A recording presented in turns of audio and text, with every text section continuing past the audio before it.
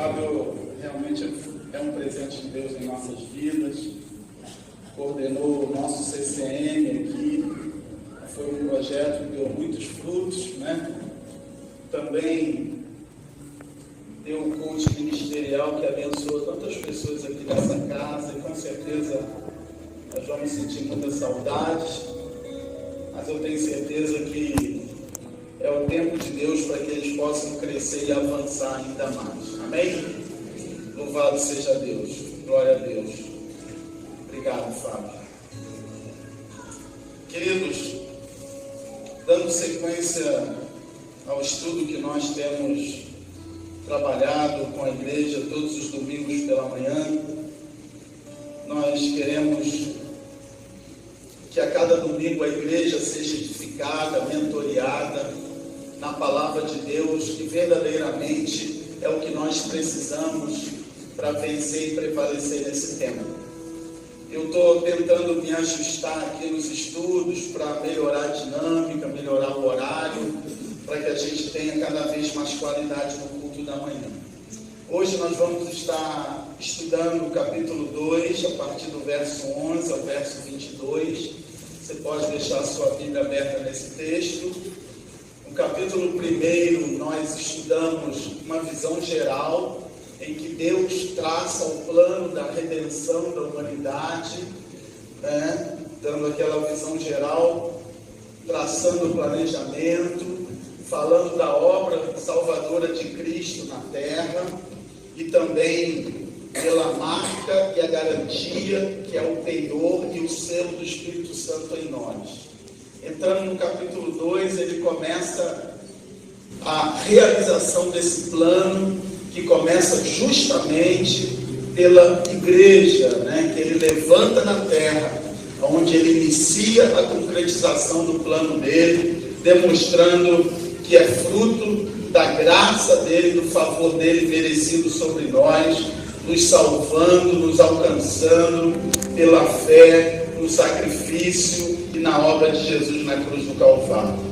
E agora, a partir do verso 11, e uma coisa interessante para a gente observar é que uma característica dos escritos do apóstolo Paulo é que ele sempre começa os seus escritos dando uma visão geral, lançando um conteúdo geral, normalmente doutrinário, e depois ele vai afunilando esse conteúdo, aplicando diretamente às necessidades da igreja local e da igreja universal. E normalmente você vai observar que sempre no finalzinho dos seus livros, das suas cartas, ele sempre deixa umas considerações gerais ou até mesmo algumas aplicações práticas, né, a respeito de tudo aquilo que ele escreveu para a igreja do qual ele está destinando a sua carta.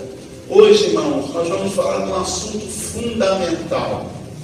Hoje nós vamos falar como Deus conseguiu quebrar as barreiras que nos separa, que nos divide, e tornar um povo único, unido para ele se fazer presente, para ele habitar. Amém?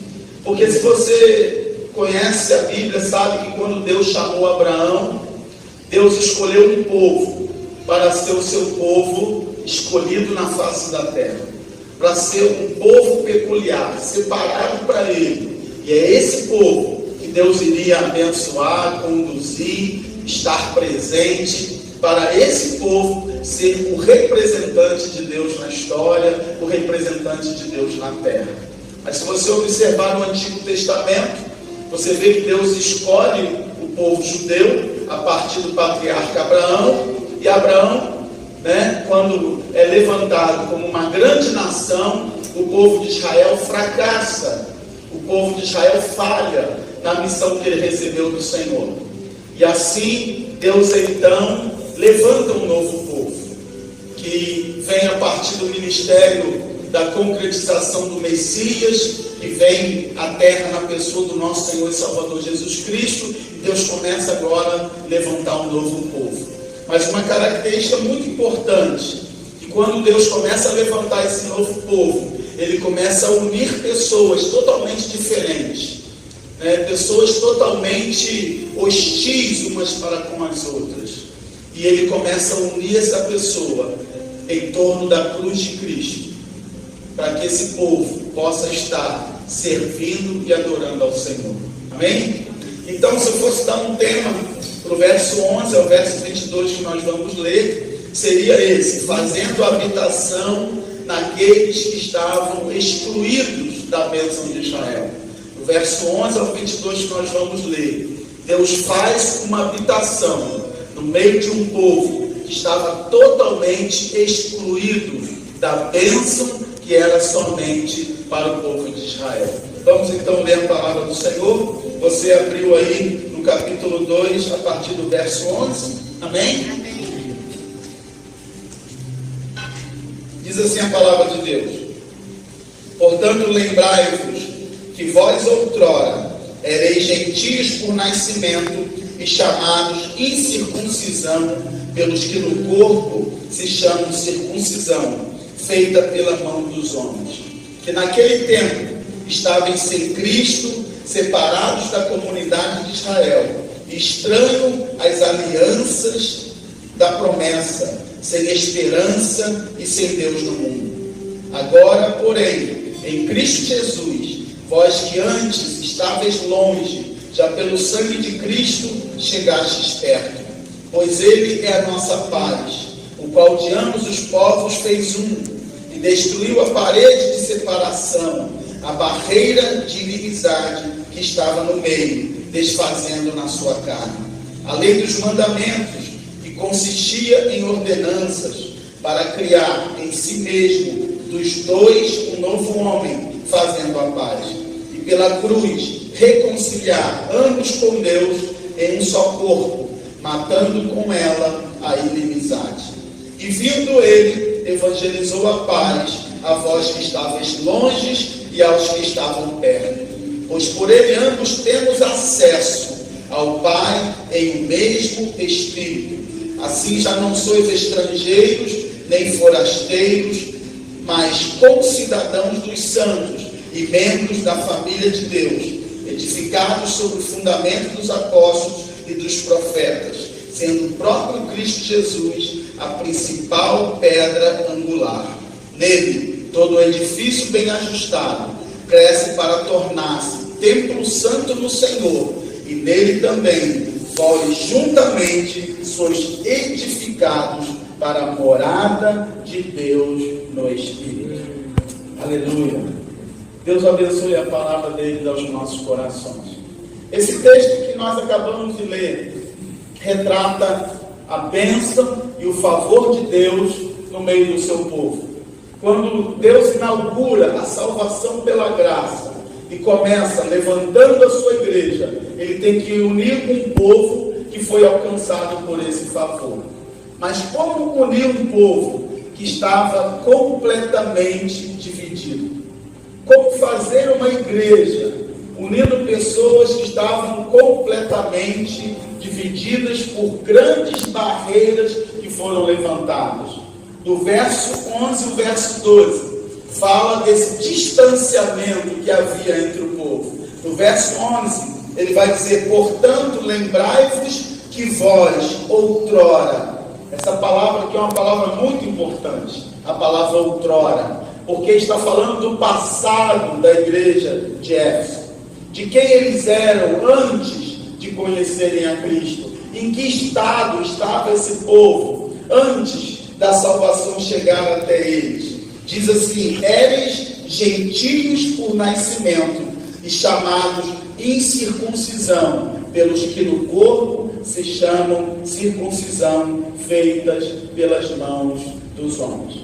Em Gênesis capítulo 12, verso 2, quando Deus chama Abraão, ele diz para Abraão: eu farei de ti uma grande nação, abençoar-te-ei e engrandecerei o teu nome, e se tu uma bênção. Através de Abraão, Deus levanta um povo, e ele seria uma grande nação. E depois o texto vai dizer que todas as famílias da terra seriam abençoadas a partir da nação que Deus levantaria através de Abraão. A partir daquele momento ali, Deus levanta em toda a terra dois povos, o povo de Israel e as outras nações. Aos olhos de Deus e aos olhos de Israel, só haviam dois povos na terra, o povo de Israel e as outras nações. E aí todas as outras nações eram chamadas de gentias, ou os gentios. Quem são os gentios? Gentios eram todos os povos que não pertenciam à nação de Israel. Como eu e você não somos judeus, não nascemos numa descendência judaica, nós somos os gentios. Você é o gentio. Então o povo de Israel considerava todos os outros povos como gentios, porque só Israel adorava o Deus verdadeiro. Só havia um Deus na história, só havia um Deus na terra. E esse Deus era o Deus de Israel. Amém? Ele é o único Senhor. Ele é o único Deus verdadeiro. Os deuses das outras nações nada mais eram de que demônios, seres espirituais da maldade, que se disfarçavam de deuses para enganar e tirar o povo da verdadeira presença do Deus único, o Deus verdadeiro. Israel tinha uma grande missão. Qual era a missão de Israel? Era anunciar o Deus verdadeiro às outras nações. Era assim que Israel iria abençoar todos os povos da terra.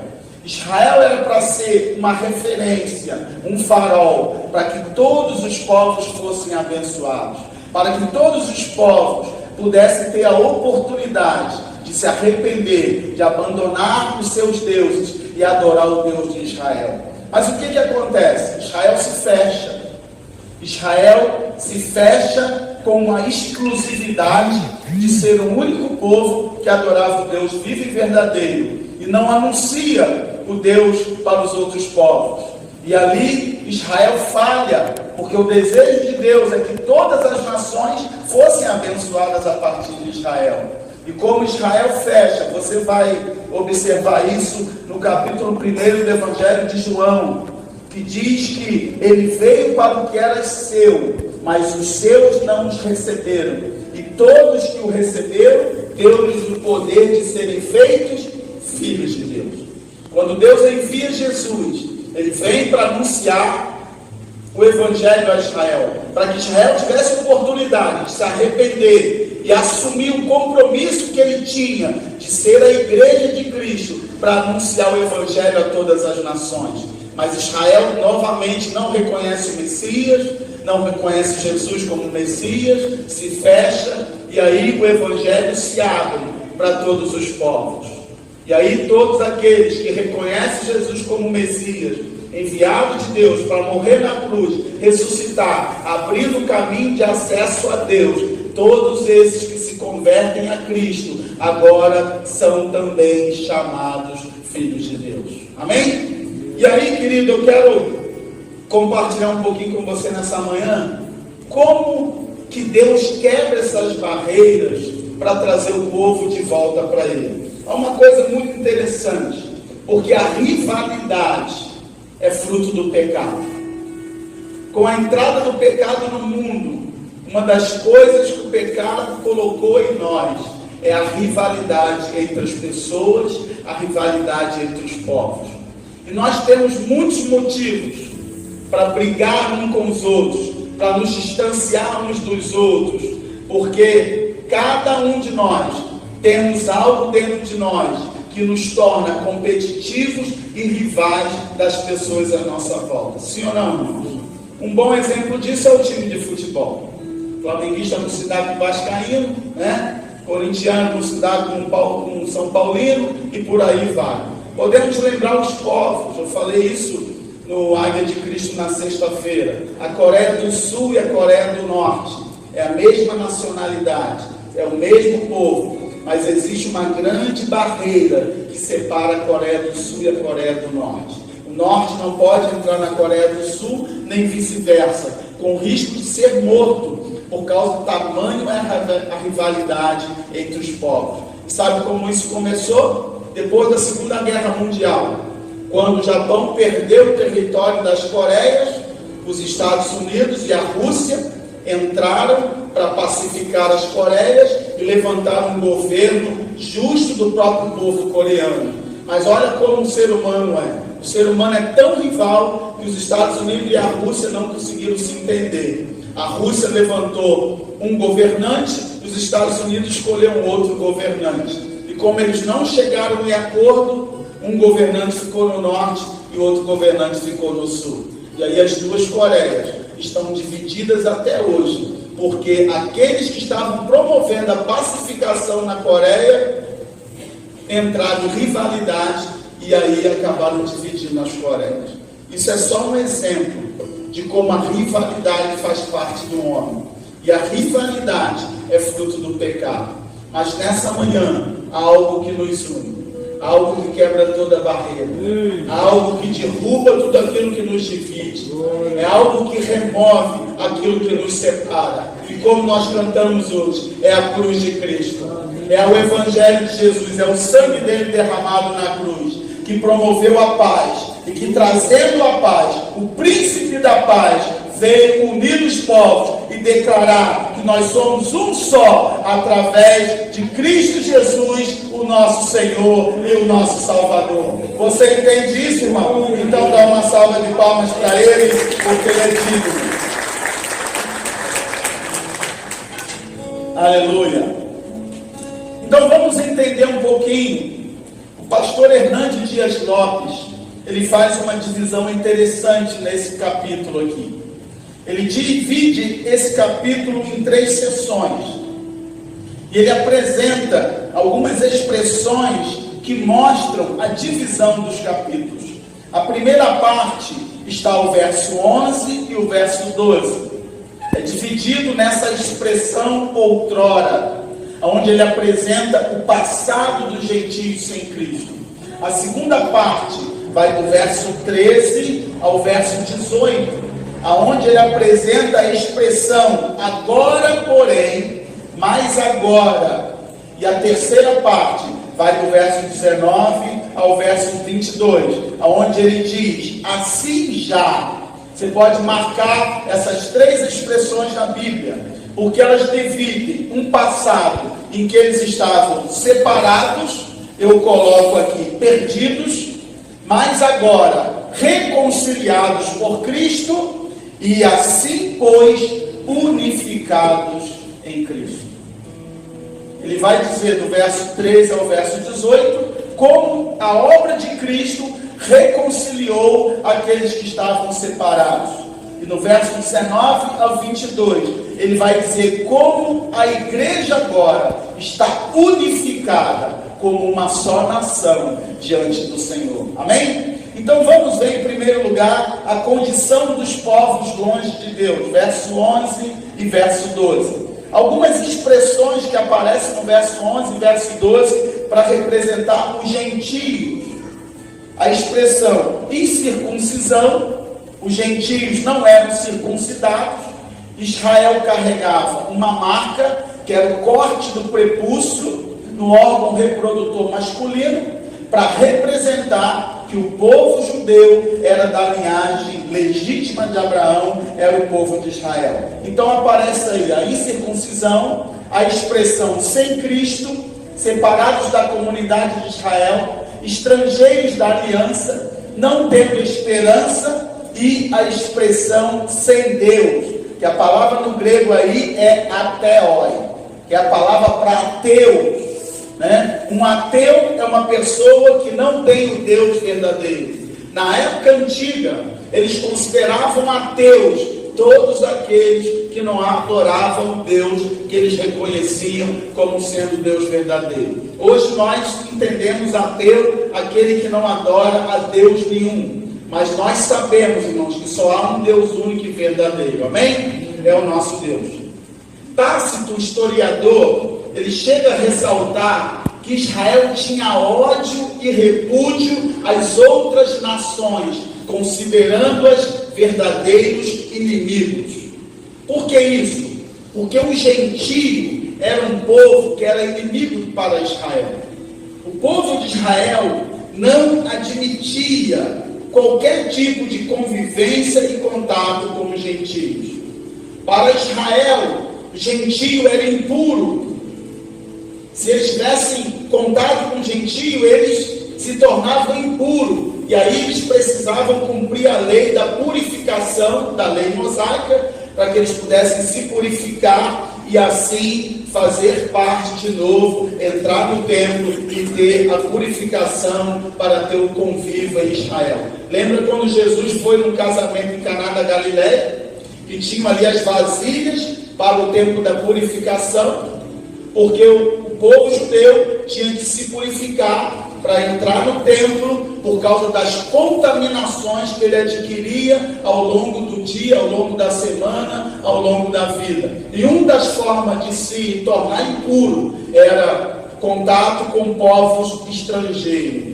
A rivalidade entre eles, irmãos, era tão grande que se um judeu visse uma gentia tendo um trabalho de parto na rua, ele não ajudava, porque ele não iria contribuir para colocar mais um gentio no mundo.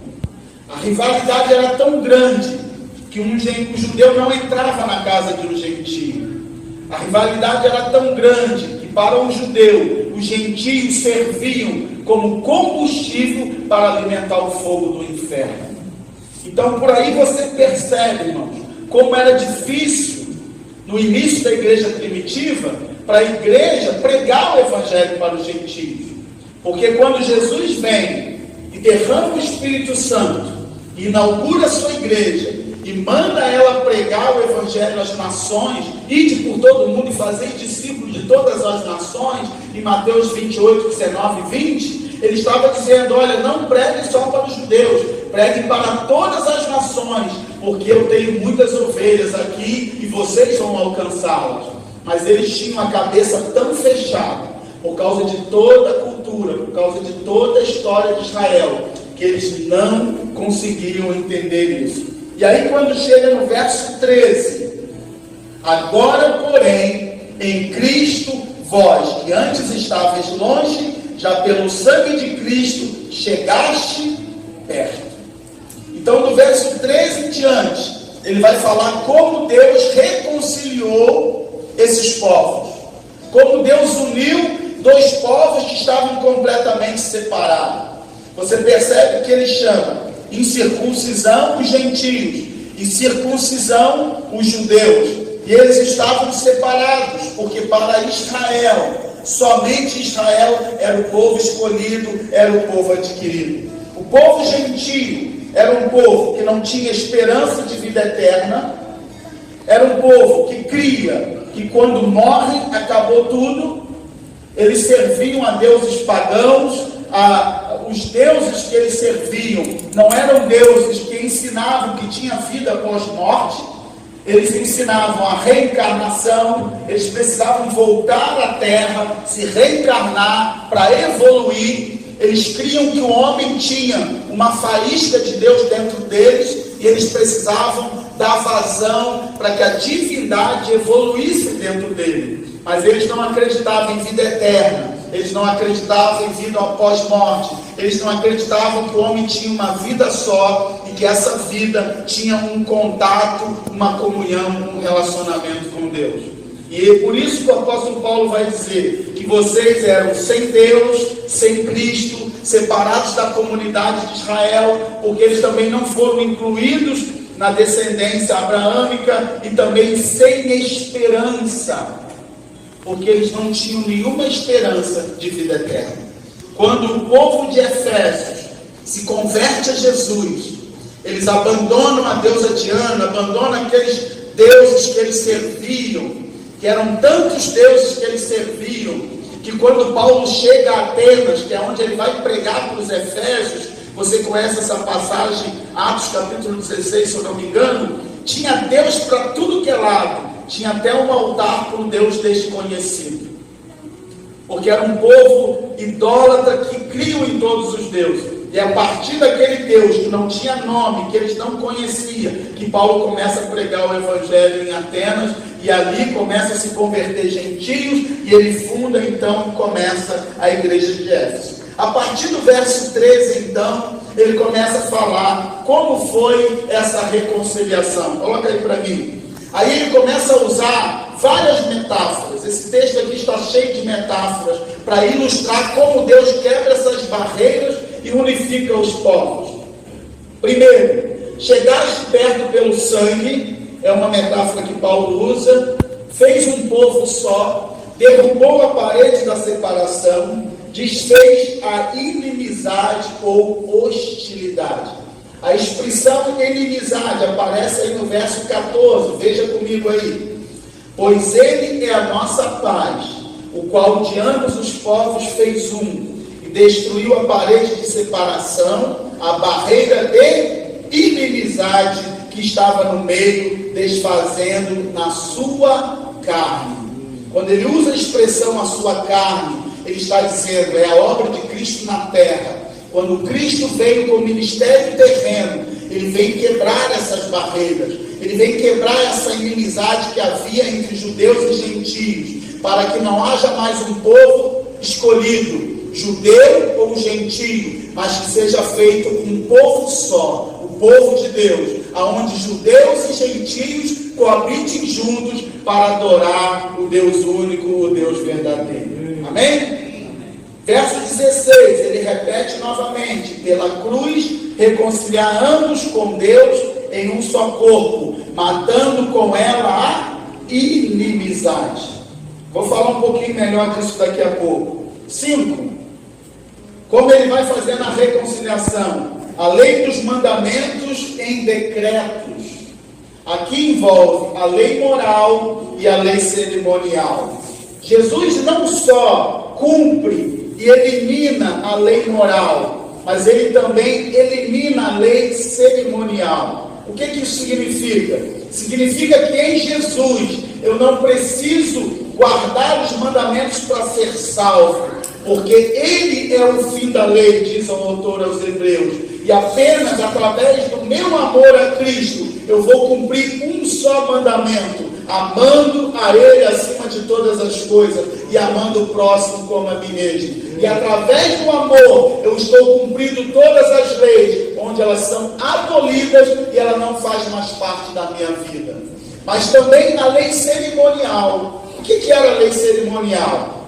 A lei, ela foi instituída para perdoar o pecado, mas também cumprir o processo de santificação na vida do povo. Ou seja, eu obedeci a lei diariamente, não só pelo perdão dos meus pecados, mas para que eu pudesse me santificar todo dia e me aproximar de Deus. Mas o que acontece com a lei? Ela também se torna inútil, porque a lei não perdoa nem o pecado do homem e nem o santifica. Pelo contrário, a lei vai reforçar o pecado. Quanto mais eu tento cumprir a lei, mais eu fracasso, porque eu não consigo cumpri-la.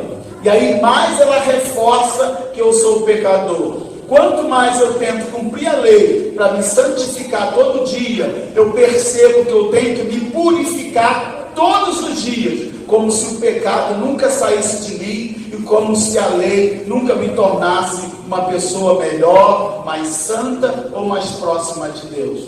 E aí o que Jesus vem fazer? Ele vem anular a lei moral, mas ele vem também anular a lei cerimonial. O que isso significa? Significa que eu não preciso mais cumprir lei de purificação. Leis do tipo, eu não posso mais comer animais que Deus considerava imundo, como a carne de porco. O povo de Israel não comia carne de porco porque era um animal imundo. O povo de Israel não comia peixe que não tinha escama, peixe de pele, porque era considerado imundo. E tem alguns segmentos religiosos hoje, como algumas igrejas, que elas obedecem às leis levíticas, que são leis como essa, porque na verdade eles entendem que eles precisam ainda praticar a lei, mas essa lei foi abolida em Cristo Jesus. Essa lei foi removida. E o que Paulo está dizendo aqui é que Deus, para juntar esses povos, ele tinha que anular o poder da lei. Ele tinha que quebrar o jugo da lei, porque o judeu cumpria a lei, e achavam que os outros povos eram impuros porque eles não cumpriam a lei. E aí ele vai quebrando essas leis de mandamentos em decretos. A palavra decreto aqui também serve para a palavra dogmas, que são legislação instituída pela igreja para que o povo possa obedecer à lei. As indulgências, as penitências ou coisas semelhantes, o confessionário, coisas que a pessoa pratica para trazer o favor de Deus. Mas na verdade, a cruz de Cristo eliminou todas essas coisas. O sangue de Jesus derramado nos purificou, nos perdoou de uma vez por todas, e a nossa caminhada com Ele nos santifica cada dia para eu ser um homem completo da plenitude da presença de Deus na minha vida, em nome de Jesus.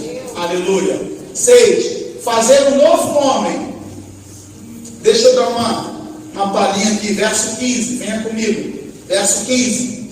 A lei dos mandamentos, que consistia em ordenanças, ou decretos, ou dogmas, para criar em si mesmo dos dois um novo homem, fazendo a paz. Deixa eu abrir um parênteses aqui, irmãos.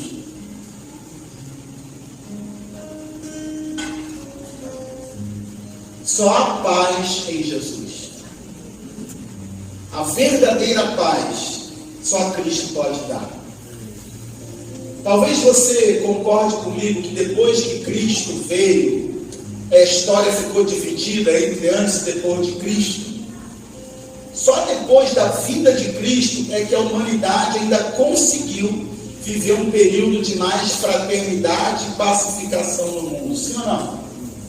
Se você observar a história dos povos antes de Cristo, tudo era feito na fase da força, dos bárbaros, dos vikings, daqueles povos que se levantavam para conquistar territórios à base de força bruta, matando, destruindo outros povos.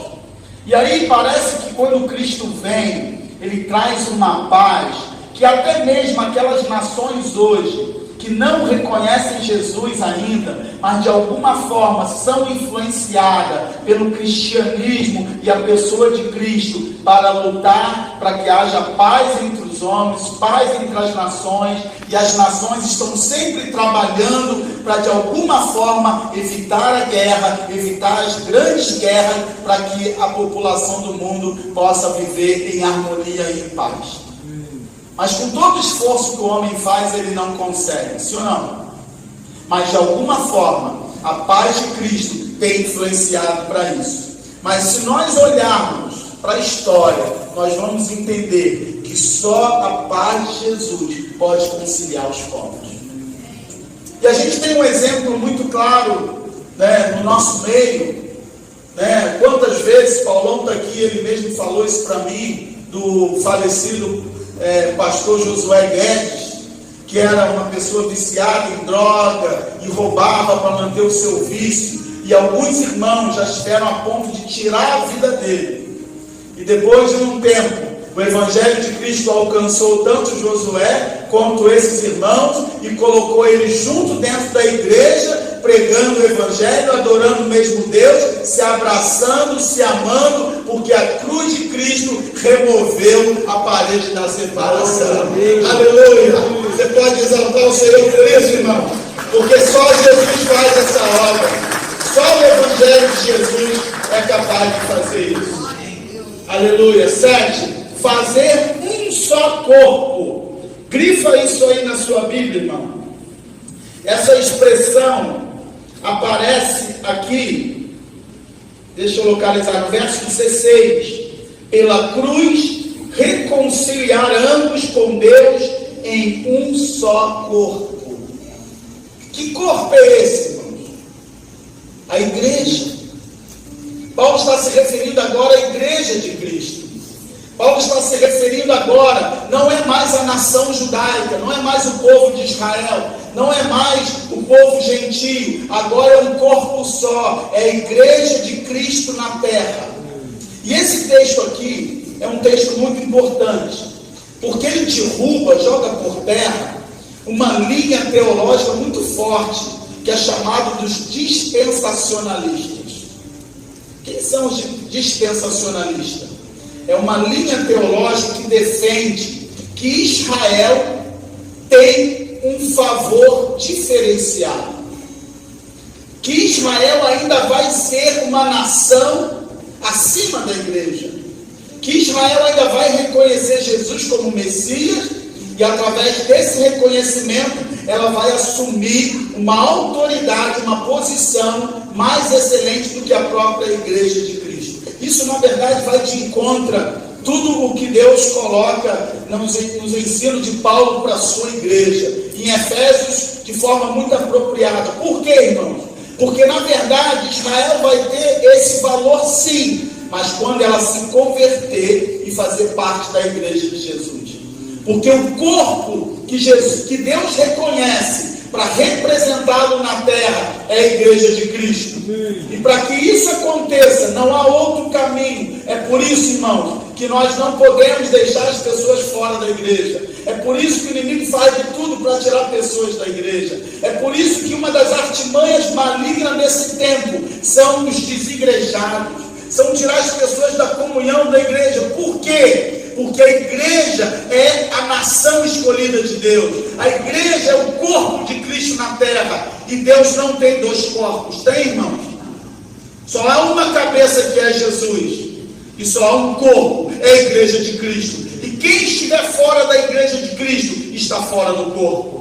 Quem estiver ausente da igreja vai ficar fora do corpo. Não há lugar para desigrejados na obra de Deus. Os desigrejados precisam encontrar o caminho de volta. Porque ainda que a igreja seja um lugar de muitos problemas, ela ainda é a instituição inaugurada. E aí a voz diz: Pedro, não considere tu imundo aquilo que eu santifiquei. Por quê? Porque naquele momento que Pedro estava tendo aquela visão, um gentio, Cornélio, estava orando em casa com um grupo e Deus fala com Cornélio, que ouviu as orações dele, recebeu as suas esmolas e ia mandar alguém para pregar o evangelho para ele, porque ele iria se converter a Cristo. E aí, quem que Deus chama para pregar para Cornélio? Pedro. Mas Pedro não queria ir, porque ele era um gentio. Eu já falei que o gentio não fazia parte de uma mulher, um judeu não fazia parte de uma mulher gentia. Um judeu não entrava na casa de um gentio.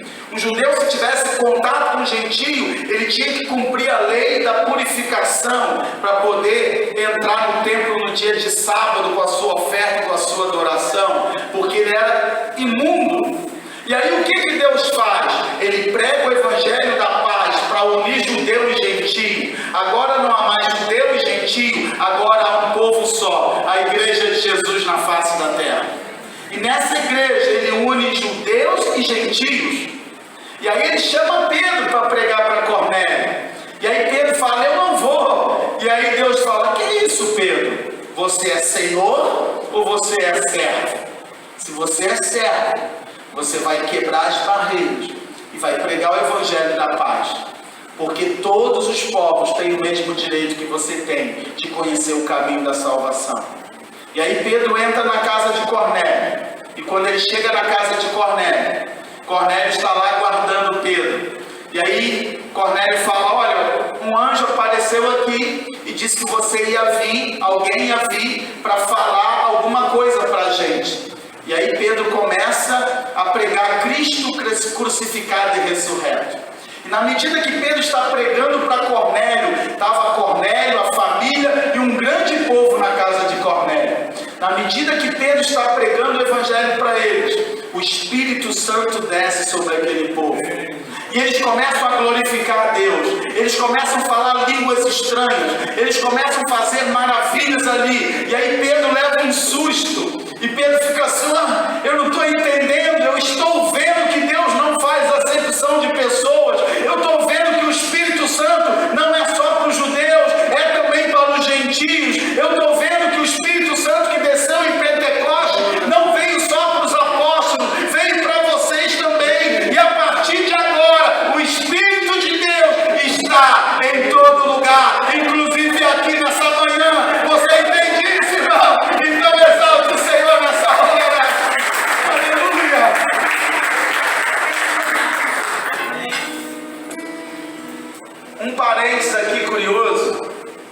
você vai observar no livro de Atos que todas as vezes que há manifestação de línguas e o derramamento do Espírito está atrelado a gentios.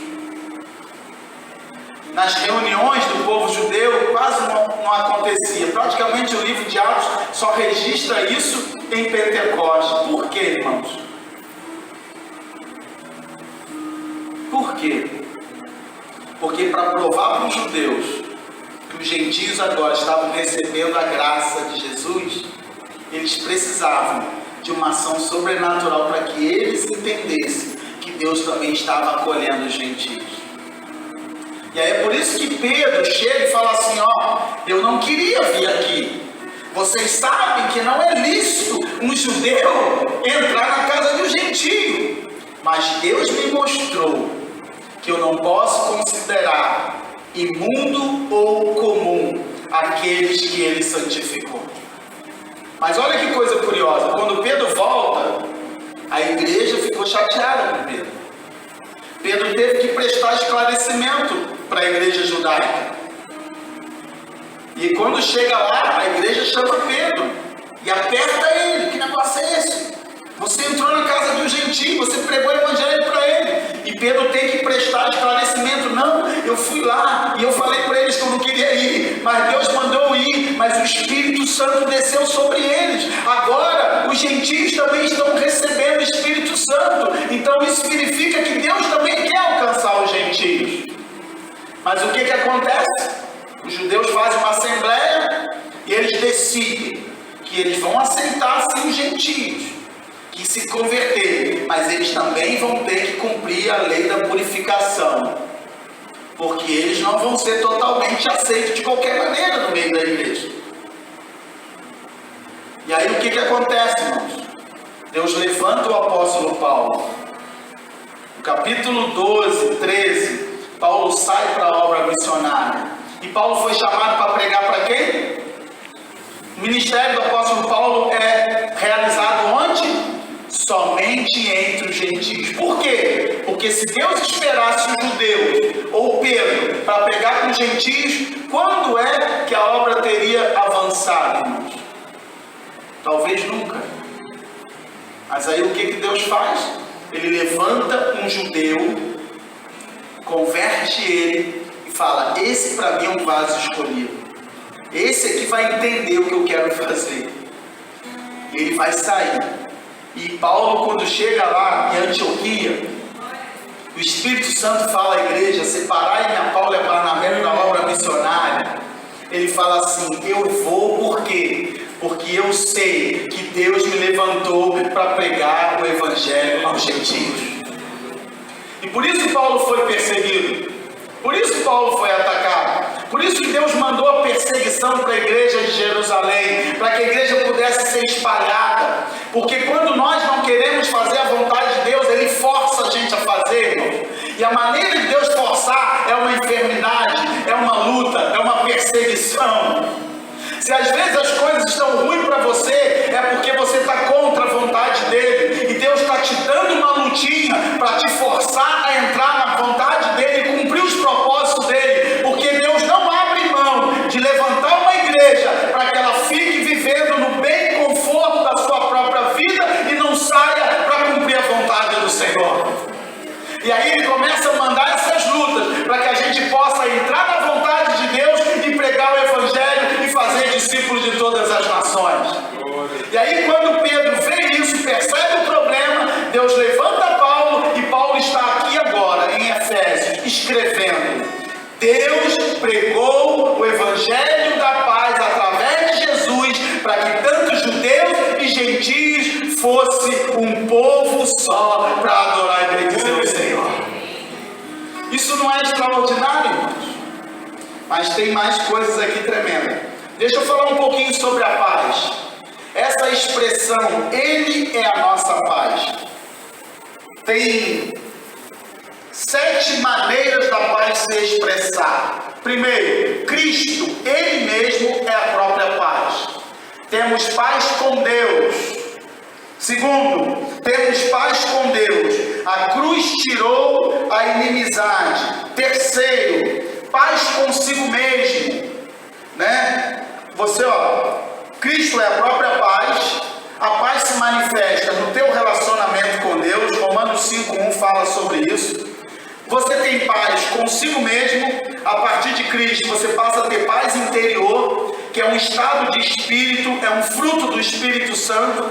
Está lá em Gálatas 6, falando que um dos frutos do Espírito é a paz. A paz traz confiança no futuro, da vida após a morte. Está lá em João 14, verso 27, que nós não temos mais medo da morte, que nós não temos mais medo do futuro, porque nós temos paz em relação ao nosso futuro, paz em relação à vida eterna, porque Cristo nos trouxe essa paz. Você está entendendo? Amém? 5. Harmonia universal no reino milenar de Cristo.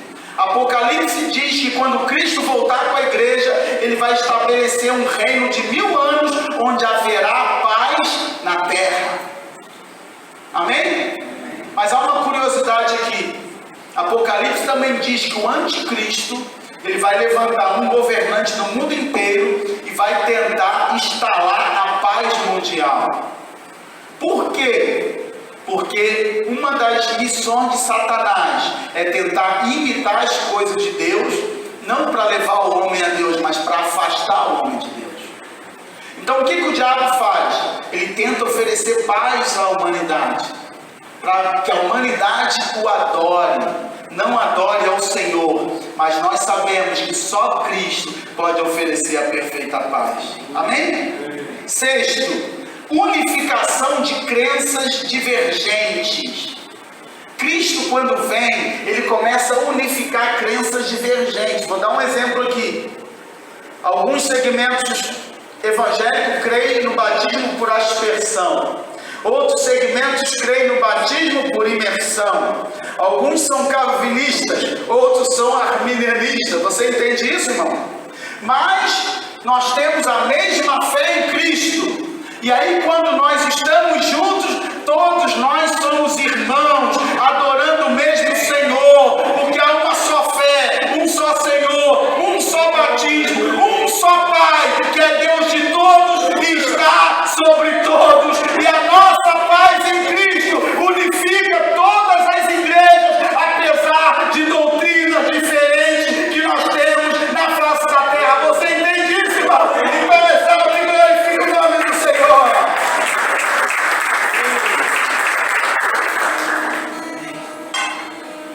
E por último, 7º, ele é a oferta pacífica.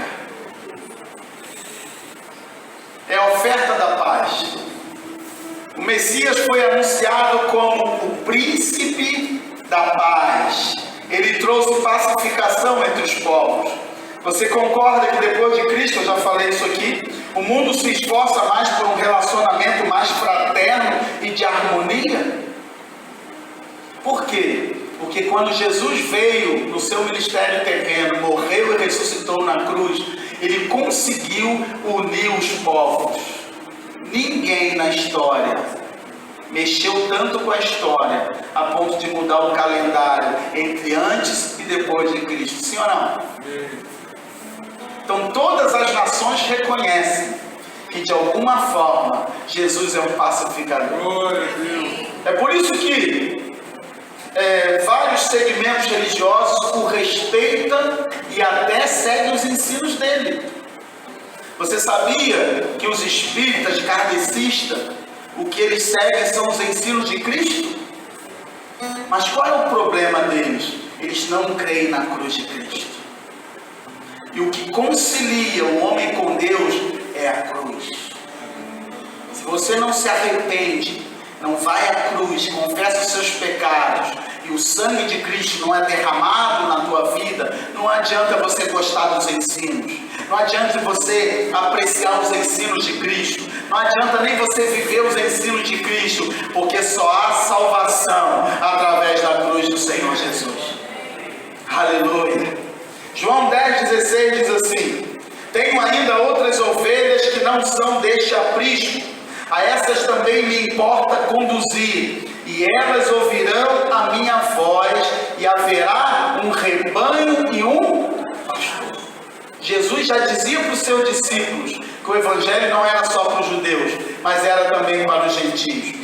Cristo derrubou a lei que não servia para a justificação, que é tirar o pecado do homem, e nem para a santificação, que era uma norma diária de conduta de santidade diante de Deus. Olha os contraditórios aí, irmãos. Coloca aí para mim. Expressões contrárias, removendo as paredes. Verso 12, sem Cristo. Verso 13, em Cristo. Verso 12, alienados. Verso 13, aproximados. Verso 12, estranhos. No verso 18 e 22, aparece como sendo participantes da comunidade. Sem esperança, sem Deus, inimigos de Deus, no verso 12. Dotados de paz, tendo acesso e feitos a sua própria habitação. A substituição do templo de Jerusalém através do Espírito Santo. Do verso 14 ao verso 22. Do lado de fora, uma parede, verso 14. No verso 14 e 18, com acesso a Deus em Espírito. Dá uma olhadinha comigo no verso 18, já estou terminando. Verso 18. Pois por ele ambos temos acesso ao Pai em um mesmo Espírito. Uma curiosidade aqui, a Trindade está expressada aqui. Observa que fala, por ele, Cristo, temos acesso ao Pai, Deus Pai, através do mesmo Espírito. Então a Trindade está expressada aqui sem citar uma referência à própria Trindade. Isso prova que o nosso Deus é um Deus triuno. Mas o que eu gostaria que você gravasse aqui é a palavra acesso. Essa palavra também é uma palavra muito importante. Porque a palavra acesso subentende a nossa entrada em todas as bênçãos espirituais que nos são propiciadas em Cristo Jesus. Efésios 1:3, né? Bendito seja Deus e Pai que nos abençoou com todas as bênçãos espirituais nas regiões celestiais em Cristo Jesus. Então, esse acesso que nós temos a Deus nos dá direito a todas as bênçãos espirituais que nós recebemos em Cristo Jesus. Agora, olha que curiosidade. A Bíblia diz, Paulo diz em Romanos, que nenhum homem pode se desculpar diante de Deus. Você pode perguntar assim, pastor, como é que um índio lá numa tribo longínqua, ele vai conhecer a Deus se ninguém nunca pregou o Evangelho para ele? Se Jesus nunca foi lá, se ele não sabe nada de Jesus, e ele morrer antes dos missionários chegar lá. Romano diz que nenhum homem é indesculpável diante de Deus, porque Deus deu acesso a ele de várias maneiras. Primeiro, pela luz da própria natureza, Romanos capítulo 1. A própria criação é uma forma do homem ter acesso a Deus e entender que tem um Deus vivo e criador de todas as coisas. A luz da própria razão, do raciocínio, do entendimento, também está lá em Romanos capítulo 1. 3. Revelação através da nação de Israel. A nação de Israel era um instrumento também para que o mundo conhecesse o Deus verdadeiro. Está lá em Romanos capítulo 9. E 4. A missão messiânica de Cristo. Porque Deus amou o mundo de tal maneira que deu o seu Filho unigênito para que todo aquele que nele crê não pereça, mas tenha a vida eterna. E quando ele fala ali mundo, ele está falando da nação de Israel, irmãos? Não, ele está falando o mundo inteiro. Ele está falando todos os povos. Quinto, a influência do Espírito. João 16, de 8 a 11. Deus manda o Consolador. É o Espírito que testifica e convence o homem do pecado, da justiça e do juízo. Então o Espírito Santo atua no coração do homem, levando ele a ter acesso a Deus.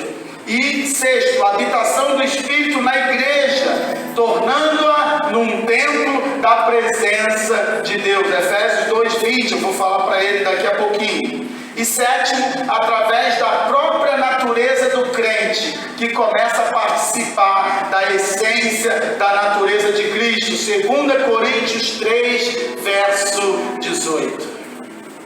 Deus habita em você? E Então as pessoas percebem que Deus está em você, sim ou não? E essa presença é uma forma de levar as pessoas a terem acesso à presença de Deus. Deus, na sua multiforme, escreveu o apóstolo Pedro, tem várias maneiras de salvar o mundo pela manifestação da glória dele. E às vezes você não entende como é que algumas pessoas vêm para a igreja trazida pelo Espírito Santo. Às vezes você não entende como umas pessoas se convertem. Eu tenho um pastor amigo meu que se formou comigo na faculdade, ele se converteu dentro de uma boate, bebendo, com a cara cheia. Ele foi tomado de um arrependimento e ele sentiu uma presença de Deus ali. Ele começou a chorar dentro da boate, ele começou a se arrepender e ele ali entregou a vida dele a Jesus. E os amigos dele não estavam entendendo nada porque ele estava chorando. E ele falou: isso não é vida para mim, eu preciso sair daqui. Eu sei que Deus tem uma outra vida para mim. E ele saiu daquele lugar, foi para casa, procurou uma igreja evangélica e hoje ele é um pastor na obra de Deus, porque Jesus o alcançou dentro de uma boate, porque o Espírito Salvador de Deus está vivo, está fazendo uma obra na terra para reunir o povo que ele escolheu para adorar o Deus vivo e verdadeiro. Aleluia!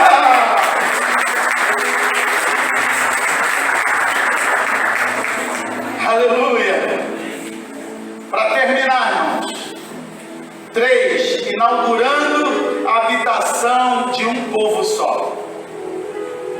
E aqui tem talvez a joia mais preciosa desse capítulo, a partir do verso 19 ao verso 22.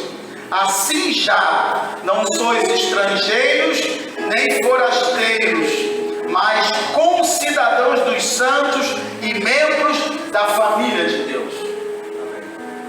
Qual é a sua família? A minha família é a família Gomes, é a família de Miranda.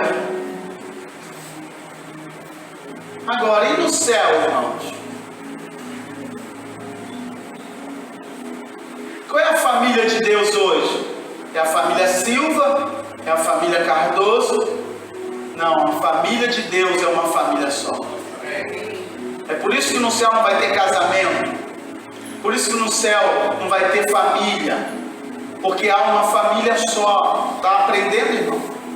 Só a família de Deus. Todos nós seremos membros da mesma família.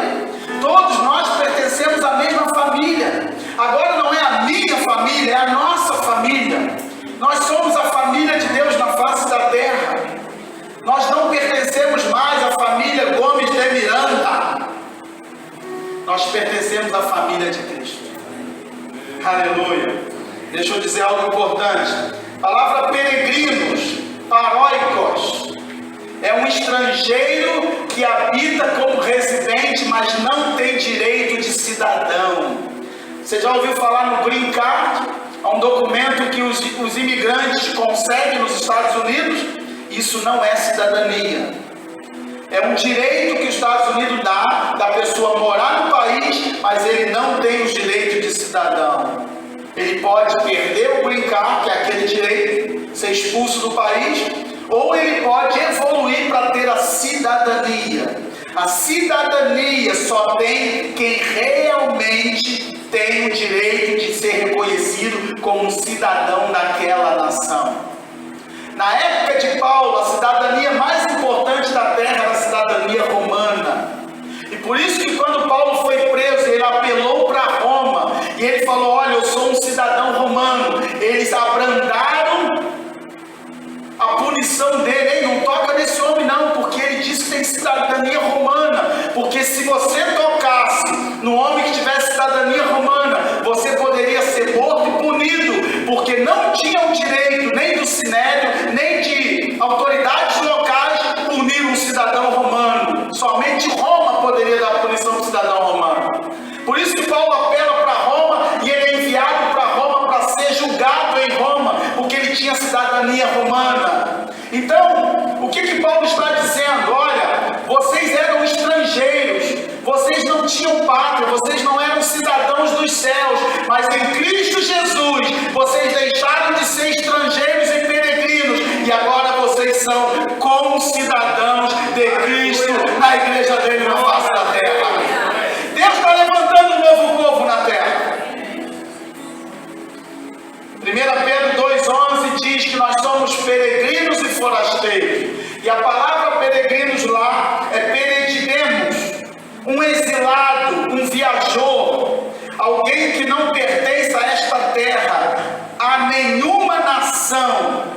expatriado, um exilado político.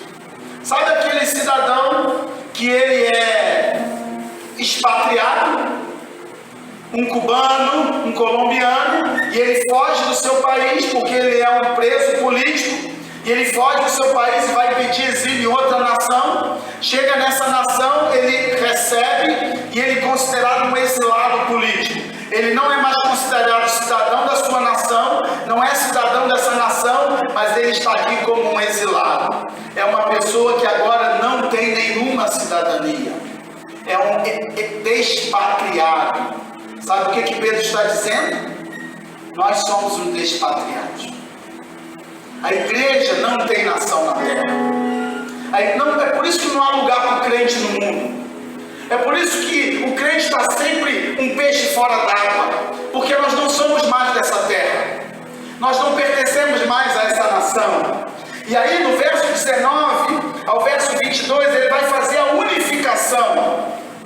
Nós somos concidadãos dos santos da mesma nação, nós somos membros da família, não mais a família, uma só, a família de Deus. Nós somos edificados e ajustados para templo santo no Senhor. Deus está edificando um novo templo.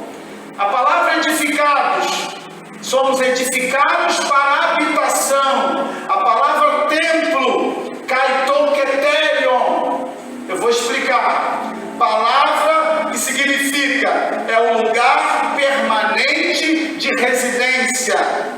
Só que há uma coisa curiosa aqui, irmãos. E eu vou terminar explicando isso para te liberar. Observa comigo o verso 20 ao 22. A partir do verso 20, Paulo vai dizer que nós estamos sendo edificados sobre o fundamento dos apóstolos e dos profetas, sendo o próprio Cristo Jesus a pedra angular. Pedra angular é aquela pedra que se coloca na quina da construção para ser o referencial para construir o alicerce. A pedra angular é a pedra da ponta. Quando iria se construir uma edificação, e ali no caso, Paulo está se referindo à edificação do templo, que hoje foi destruído, e ele coloca a pedra angular, e a partir daquela pedra ele começa a fazer os alicerces para construir o templo. Jesus é a pedra angular, Jesus é a base para a edificação do alicerce. Jesus não é o alicerce, Jesus é a base ainda antes do alicerce. O alicerce é os ensinamentos apostólicos, as palavras proféticas, a palavra messiânica, a base doutrinária daquilo que Deus edificou o novo templo. Amém? Nós estamos edificados sobre as palavras apostólicas dos apóstolos que foram edificados no Novo Testamento. Você está entendendo isso, irmão? E aí ele começa a construir um novo templo. Que templo é esse? Olha que coisa interessante. Quando chega no verso 21, ele diz assim: nele todo edifício bem ajustado cresce para se tornar templo santo no Senhor. Sabe o que isso significa? Que nós não estamos terminados ainda. Nós ainda estamos em obra. Deus ainda está edificando o novo templo na nossa vida. Posso ouvir um amém? Amém. Sabe o que isso me ensina? Que eu tenho que ser paciente com os meus irmãos. Que eu tenho que ser tolerante com os meus irmãos. Porque eles não estão prontos ainda. Que os líderes têm que ser tolerantes e pacientes com os seus liderados. Que a igreja precisa ser paciente com aqueles que ainda são imaturos na fé. Porque eles não estão prontos ainda. Estamos caminhando para a perfeição. E aqueles que estão mais evoluídos, mais na frente, têm que suportar os mais fracos. Porque eles ainda estão engateando na fé. Isso não tem nada a ver com o tempo de igreja. Tem gente que tem 30 anos de igreja e ainda não amadureceu. São chamados dos crentes Peter Pan. Eles são velhos, mas são crianças. Você está entendendo isso, irmão? Aleluia. Maturidade espiritual não tem nada a ver com o tempo de igreja. Os judeus viveram a vida inteira em cima da lei e não amadureceram para entender o Evangelho. Segunda coisa, a palavra templo, ela parece que Deus está edificando um templo no verso 21, mas quando chega no verso 22, ele diz: nele também vós juntamente sois edificados para habitação, morada de Deus. Aqui há um novo templo. Qual é a diferença, pastor, do templo que ele está edificando no verso 21 para o templo do que ele está edificando no verso 22? A palavra habitação aqui só aparece nesse texto e no livro de Apocalipse, capítulo 18, verso 2, para falar de dois templos, um templo de Deus e o outro templo de Satanás, da onde fala que caiu a grande Babilônia. Um templo onde pessoas vão servir a Satanás e um templo onde as pessoas vão servir a Deus. Por que essa palavra só está aqui? Porque essa palavra aqui, irmãos, é a palavra habitação, morada. Qual é a diferença? A palavra do verso 21 é a palavra se referindo ao templo físico, ao templo de Jerusalém. Deus está edificando o templo de Jerusalém, mas em nós, a igreja dele, repara que Paulo fala no verso 22, em vós juntamente, a igreja dele, ele não está edificando um templo físico, ele está edificando um templo espiritual, e nós agora somos a habitação de Deus. Qual é o templo, irmãos? Não é o templo lá em Jerusalém que vai ser reedificado, é o templo dentro de nós. Deus não mora em casa feita por mãos humanas, Deus mora em casa feita por Ele mesmo. E quem é o teu Criador? É Ele, e é em você que Ele mora, é em você que Ele quer habitar. A presença dEle está aqui hoje, dentro de cada um de nós.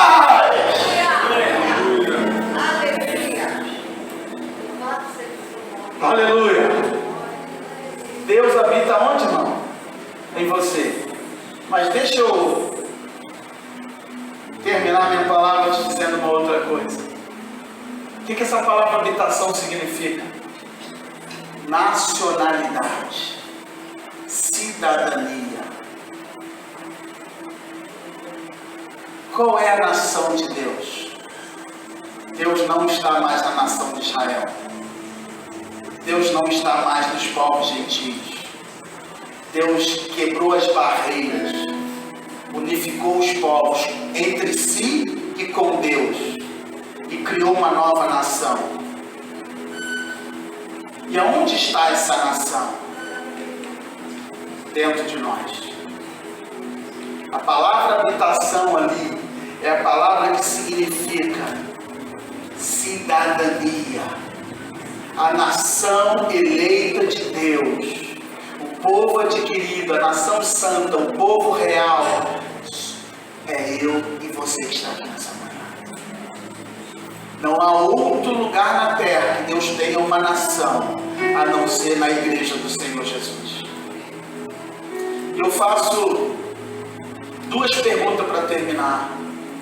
Primeira pergunta: estamos sendo instrumento de pacificação?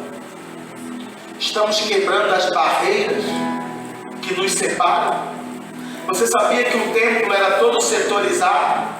Tinha o pátio, o átrio das mulheres, tinha o santuário, o santo dos santos, e tinha o átrio externo, que era o átrio, sabe de quem? Dos gentios.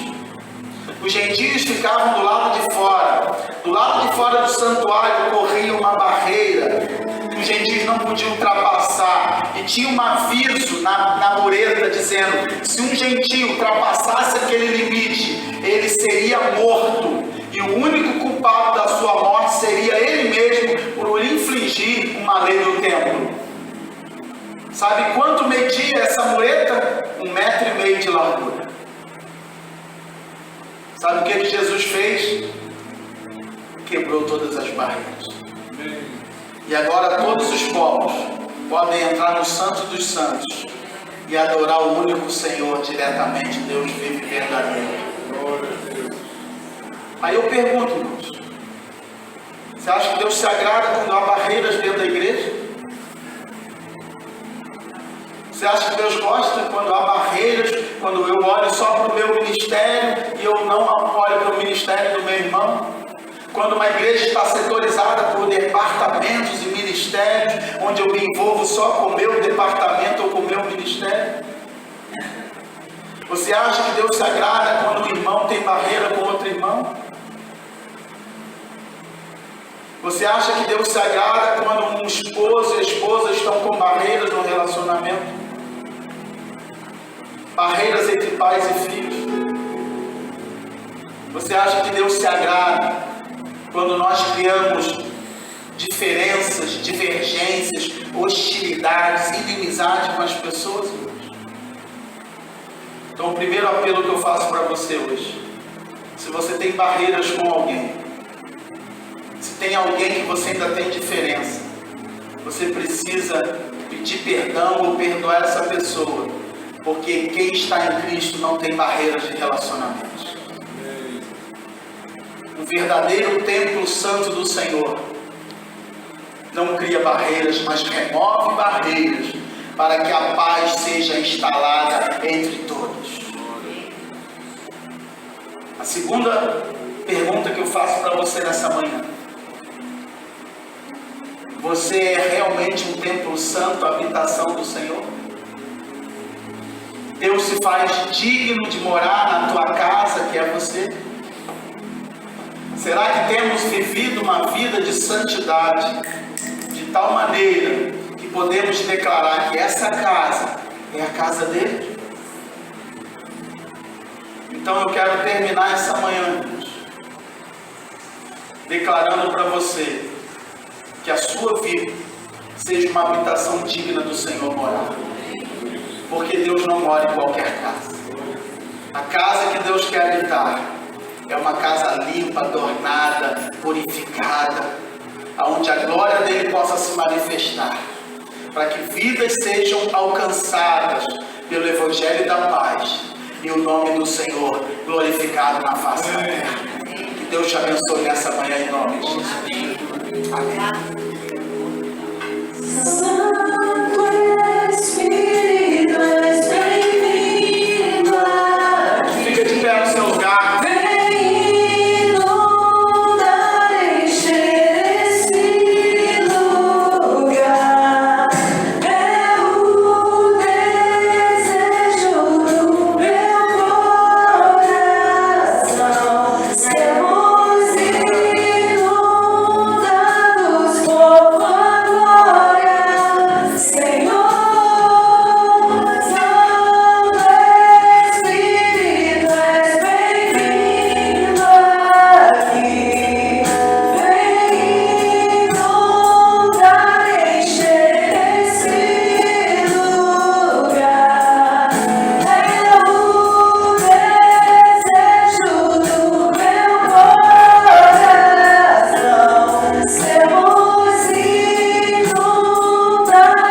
por tua glória, Senhor.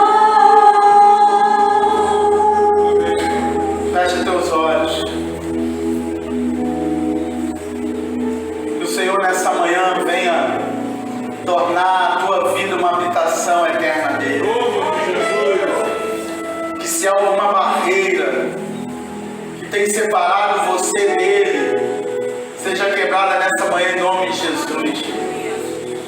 Mas se também há alguma barreira entre você e os seus irmãos, que ela seja removida hoje em nome de Jesus. Se tem alguém que você precisa quebrar as divergências e as diferenças, que você saia daqui hoje para resolver isso. Porque Deus não vai habitar em qualquer templo. Deus não vai morar em qualquer casa. Que você possa entregar a tua vida totalmente ao Senhor, para que a sua casa seja a casa dele. Pai querido, nós te agradecemos, Pai, por essa manhã. Te agradecemos pela tua palavra ministrada aos